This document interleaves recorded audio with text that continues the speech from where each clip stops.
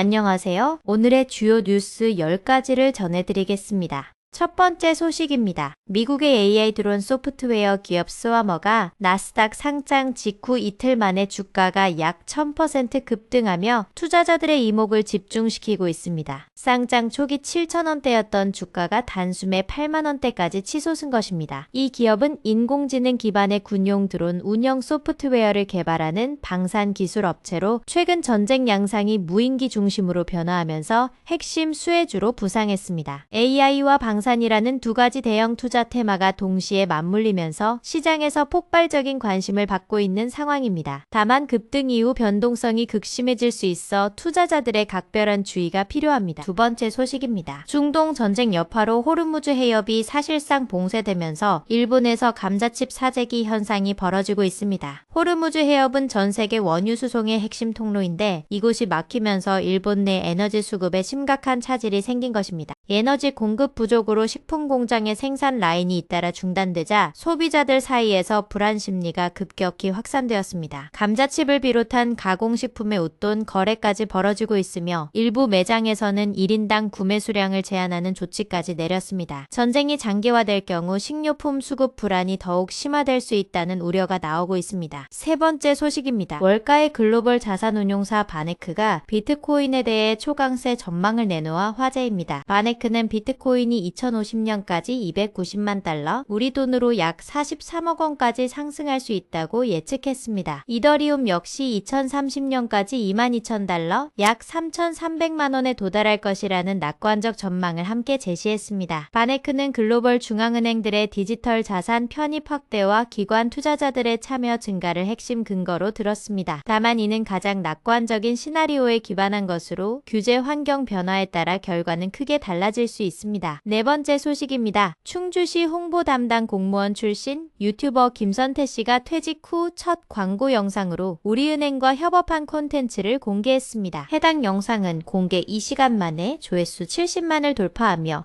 폭발적인 반응을 얻었습니다. 영상 속에서 정진환 우리은행장은 김선태 씨와 직접 만나 대화를 나눴는데 예금 자산이 얼마냐는 질문에 6억 원이라고 솔직하게 답해 눈길을 끌었습니다. 김선태 씨는 공무원 시절부터 독특한 홍보 콘텐츠로 큰 인기를 얻었으며 퇴직 후에도 그 영향력이 여전히 건재함을 증명했습니다. 첫 광고부터 은행장이 직접 출연하는 이례적인 구성으로 화제를 모으고 있습니다. 다섯 번째 소식입니다. 지난해 11월 168명이 숨진 홍콩왕 푸코트 아파트 화재 사고의 원인이 담뱃불이었다는 영상 증거가 공개되었습니다. 이번 사건을 조사 중인 독립위원회가 첫 청문회를 열고 법률팀이 확보한 CCTV 영상을 공개한 것입니다. 영상에는 화재 발생 직전 건물 외부에서 담배를 피우던 인물의 모습이 담겨 있었으며 버려진 담뱃불이 인화성 물질에 옮겨 붙은 정황이 포착되었습니다. 168명의 목숨을 앗아간 대참사의 원인이 사소한 부주의였다는 사실에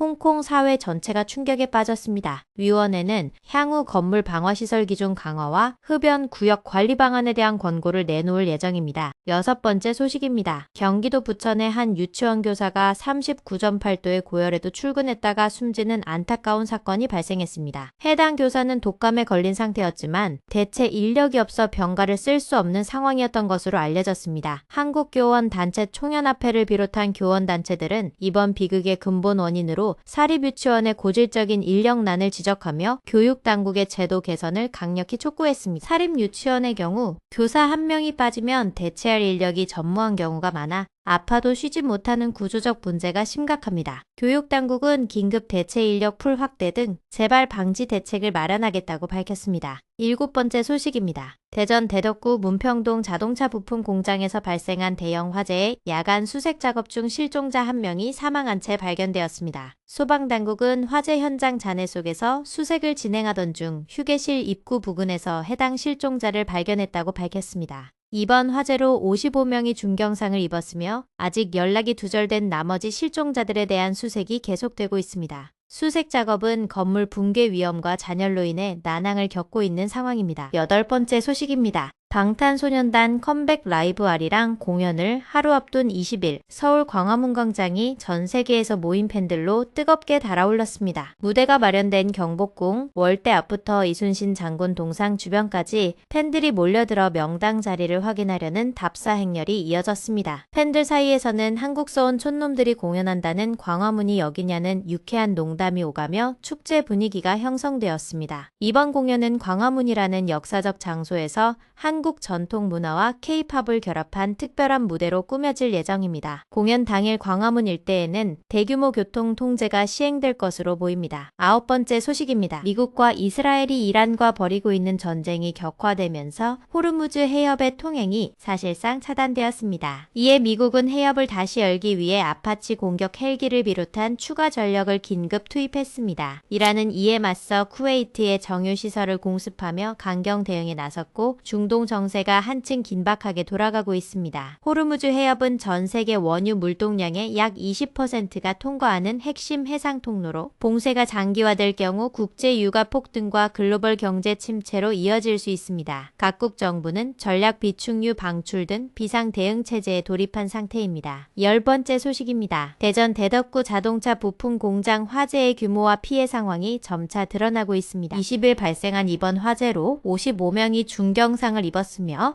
14명이 연락두절 상태로 확인되었습니다. 소방당국은 야간 수색 작업을 개시했으나 수색 직후 발견된 한 명이 이미 사망한 상태였습니다. 나머지 13명의 정확한 위치는 아직 확인되지 않고 있으며 건물 내부의 높은 잔열과 붕괴 위험으로 수색에 어려움을 겪고 있습니다. 당국은 인력과 장비를 추가 투입해 실종자 수색에 총력을 기울이겠다고 밝혔습니다. 오늘은 호르무즈 해협 봉쇄로 인한 글로벌 에너지 위기 확산과 대전 공장 화재 인명피해 소식이 가장 무거운 뉴스였으며 비트코인 초강세 전망과 BTS 광화문 컴백 등 다양한 소식을 전해드렸습니다. 오늘의 뉴스를 마치겠습니다. 시청해주셔서 감사합니다.